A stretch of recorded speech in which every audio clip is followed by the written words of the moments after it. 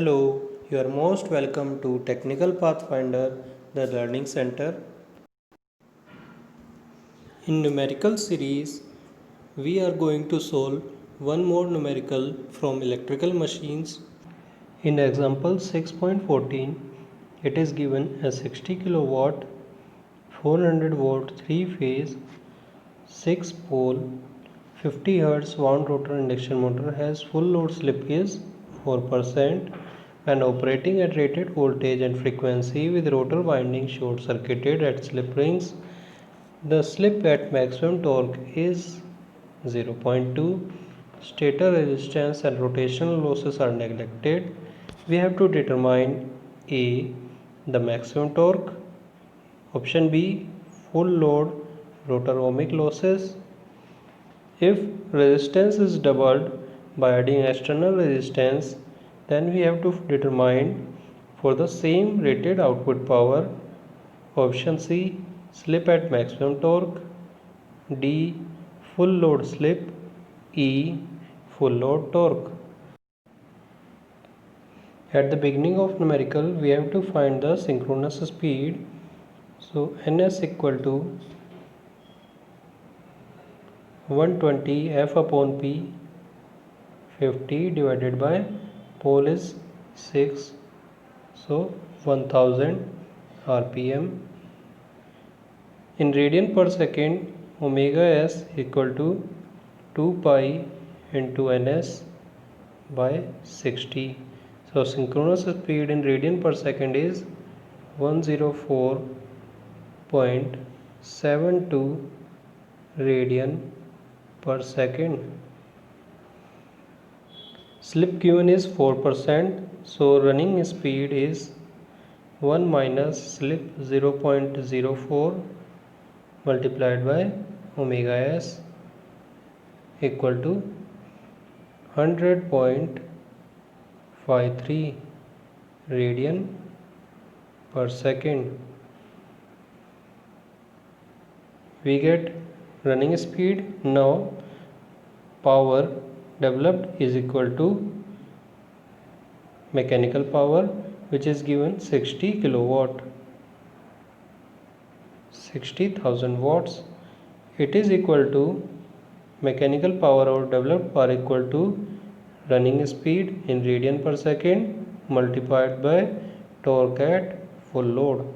From here we will determine torque at full load equal to Pm divided by omega r. Pm is 60,000 divided by 100.53.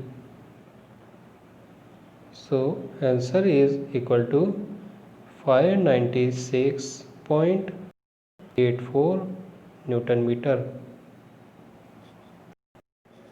Now in option A, we have to determine maximum torque. So we will use the formula T at full load divided by T max equal to 2 divided by S max divided by S at full load plus SFL by S max. Here Sm represent slip at maximum torque. Now we have to find maximum torque. From here we have Sm equal to 0.2 and SFL is equal to 0.04. Putting these values, the ratio will come 2 divided by 0.2 divided by 0.04 plus 0.04 divided by 0.2. It will be equal to 2 by 5.2. Now from here T max will be equal to 5.2 divided by 2 multiplied by torque at full load, and we know that torque at full load is equal to, it is 2.6 multiplied by 596 0.84. It is equal to 1551.8 Newton meter.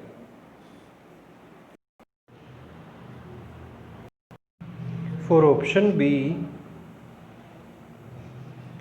full load rotor ohmic losses PCU is equal to S at full load multiplied by PG. PG is air gap power. It is also written as SFL multiplied by PM divided by 1 minus SFL. So air gap power equal to mechanical power developed divided by 1 minus S at full load. Putting these values, 0.04 divided by 1 minus 0.04 multiplied by 60,000 watt. So copper loss will be equal to 2500 watt or 2.5 kilowatt.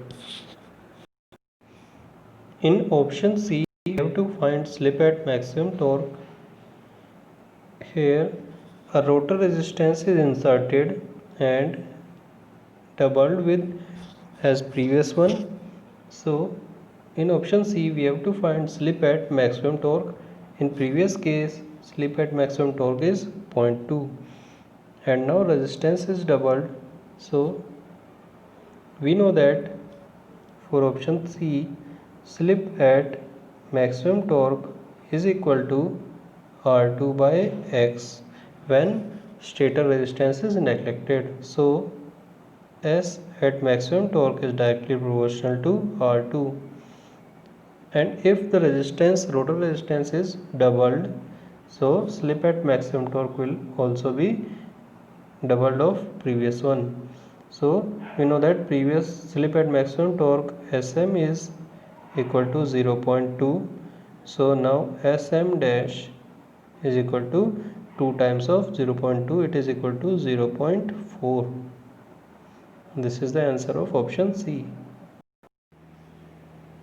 In option D and E, we have to find torque at full load and slip at full load in second case when rotor resistance is doubled. So we will use same formula again. T full load by T max equal to 2 upon S max by SFL plus S at full load by S max.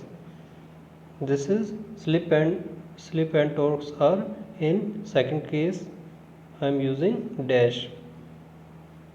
So 2 upon 0.4 divided by SFL dash plus SFL dash divided by 0.4.